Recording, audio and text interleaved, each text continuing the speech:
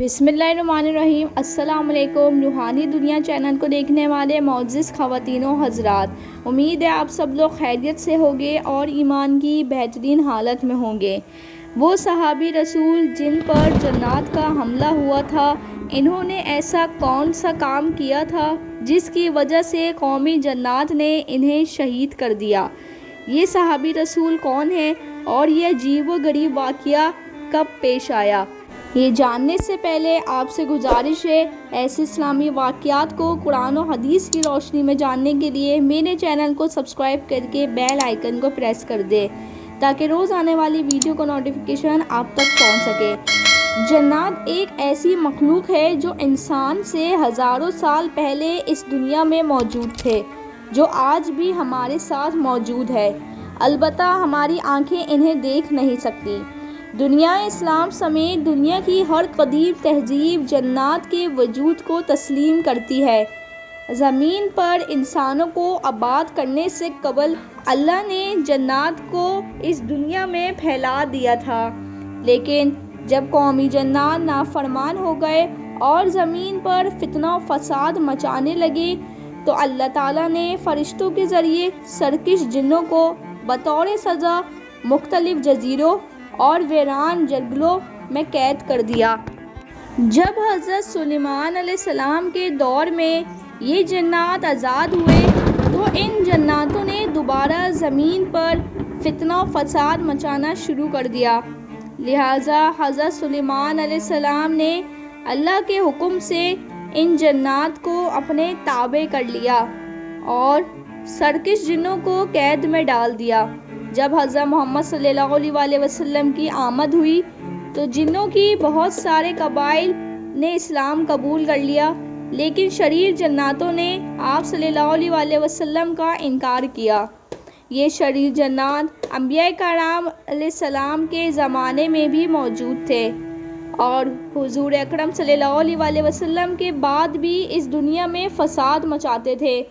جنات انسانوں کو کچھ طریقوں سے فائدہ پہنچایا کرتے تھے، لیکن فائدے سے زیادہ وہ بنی نوع انسان کو نقصان پہنچایا کرتے تھے، اس لیے احادیث میں جنات کی دوستی سے منع کیا گیا ہے۔ اس طرح جنات کے نے انسان پر اثر انداز ہونے کے واقعات بھی آپ صلی اللہ علیہ وسلم اور آپ کے اصحاب کے دور میں بھی موجود تھے۔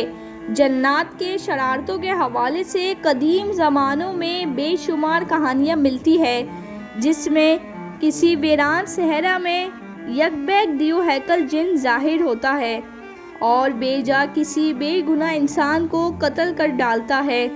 اس طرح کی کہانیاں اسلام سے قبل اور اسلام کے بعد بھی عربوں میں موجود تھی۔ احادیث اور صحابہ کرام کے واقعات میں بھی اس طرح کے حادثوں کا ذکر ملتا ہے، جس میں ایک عجیب و غریب واقعہ نبی کریم صلی اللہ علیہ وسلم کے ایک جلیل و قدر صحابی حضرت سعد بن عبیدہ رضی اللہ تعالی عنہ کا ہے۔ حضرت سعد رضی اللہ تعالی عنہ کا تعلق قبیلہ خزارج سے تھا۔ حضرت سعد نہایت سخی انسان تھے۔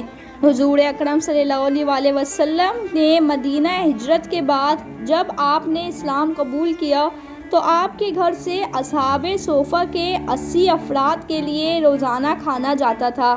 اسلامی جنگوں اور غزوات میں بھی مہاجرین کا علم امام علی رضی اللہ تعالی عنہ اور انصار کا پرچم حضرت سعد رضی اللہ تعالی عنہ کے ہاتھوں میں موجود ہوتا تھا۔ فتح مکہ پر بھی اسلامی پرچم کا علم حضرت سعد رضی اللہ تعالی عنہ کے ہاتھ میں تھا۔ سعد بن عبیدہ حضور اکرم صلی اللہ علیہ وسلم کے جانثار صحابی تھے، جو تاعمر آپ صلی اللہ علیہ وسلم کے ساتھ رہے۔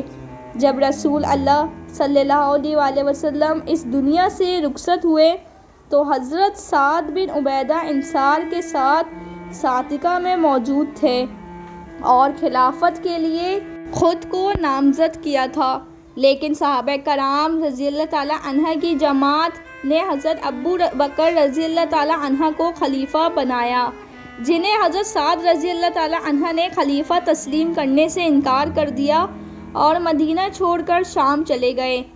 خلیفہ ثانی حضرت عمر رضی اللہ تعالی عنہ کی خلافت میں بھی حضرت سعد رضی اللہ تعالی عنہ سے بیعت کا مطالبہ کیا تھا، لیکن آپ نے انکار کر دیا تھا اور ساری زندگی شام میں دین کی خدمت کرتے رہیں۔ نبی کریم صلی اللہ علیہ وسلم کے اس جلیل و قدر انصاری صحابی حضرت سعد بن عبیدہ کی موت عجیب و غریب اور پر اسرار طریقوں سے ہوئی تھی۔ کہا جاتا ہے کہ آپ کو جناتوں نے شہید کیا تھا۔ روایتوں سے پتہ چلتا ہے کہ سعد بن عبیدہ 15 ہجری کے سال شام کے علاقے ہوران کے راستے سے سفر کر رہے تھے۔ سفر کے دوران حضرت سعد کا گزر ایک ویران صحرا سے ہوا جہاں جنات کا بسیرا تھا۔ واضح رہے کہ عرب کے صحراؤں میں زمانہ قدیم سے ہی جنات آباد تھے اور ان کے بڑے بڑے قبائل وہاں بسے ہوئے تھے۔ اس بنجر سفر میں حضرت سعد رضی اللہ تعالی عنہ کو حاجت محسوس ہوئی، لہٰذا آپ نے اپنی سواری روکی اور دور ایک کوڑے کے ڈھیر میں پیشاب کرنے لگے۔ پیشاب کرنے کے بعد جب آپ واپس لوٹے تو اپنے ساتھیوں کو کہنے لگے، مجھے پشت میں کچھ تکلیف محسوس ہو رہی ہے، اور اچانک آپ اس درد سے بے چین ہونے لگے اور تکلیف کی تاب نہ لاتے ہوئے چند ہی لمحوں میں آپ کی وفات ہو گئی۔ آپ کے ساتھی حیران و پریشان تھے کہ اچانک اس سوراخ سے جہاں حضرت سعد رضی اللہ تعالی عنہ نے پیشاب کیا تھا ایک بلند و خوفناک آواز آئی، ہم نے خزرج کے سردار سعد کو قتل کیا ہے، انہیں دل پر 2 تیر مارے ہیں اور نشانہ خطا نہیں ہوا۔ یہ آوازیں ان جنات کی تھی۔ لوگ خوف سے کانپ اٹھے اور سعد رضی اللہ تعالی عنہ کی لاش اٹھا کر وہاں سے نکل گئے۔ امام ابن تیمیہ رحمۃ اللہ فرماتے ہیں کہ انسان کو جنات چمٹنے اور نقصان پہنچانے کے واضح ثبوت اور روایات موجود ہے۔ جیسے انسان دوسرے انسان کے عشق و محبت میں گرفتار ہو جاتا ہے، اسی طرح بعض اوقات کوئی جن انسان پر عاشق ہو کر چمٹ جاتا ہے۔ اسی طرح اگر کوئی انسان جنات کو تکلیف پہنچائے، برا بھلا کہیں یا ان پر گندگی یا گرم پانی ڈالے، خواہ وہ کام لا علمی میں ہو یا جان بوجھ کر ہو، جنات اس کا بدلہ لیتے ہیں، اور چونکہ جنات میں سرکشی زیادہ ہے تو وہ اپنا بدلہ انسان کو قتل کر کے ہی لیتے ہیں۔ اللہ تعالیٰ نے انسان کو جنات اور شیاطین کے شر سے بچنے کے لیے کئی طریقے بتائے ہیں، جس پر اللہ کا کلام اور رسول اللہ کی دی گئی تعلیمات اور احکامات پر عمل پیرا ہونا چاہیے۔